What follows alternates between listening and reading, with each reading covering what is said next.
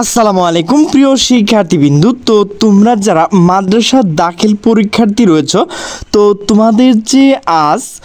গণিত পরীক্ষার সমাধান, তো সেটি নিয়ে কিন্তু হাজির হলাম। তো তোমাদের এখানে সকল প্রশ্নের সাথে মিল রয়েছে, তো তোমরা কিন্তু তোমাদের প্রশ্নের সাথে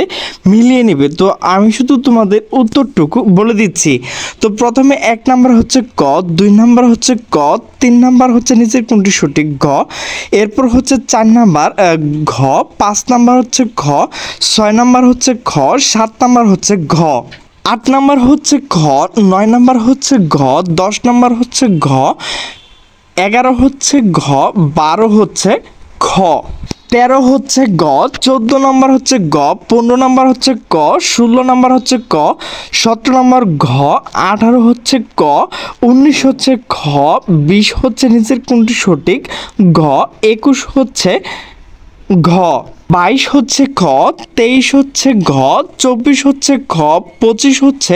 ক, 26 হচ্ছে ঘ, 27 হচ্ছে ক, 28 হচ্ছে ঘ, 29 হচ্ছে রোমান সংখ্যা 2 নাম্বার, এরপর নিচের কোনটি সঠিক ক, এরপর 30 হচ্ছে ঘ।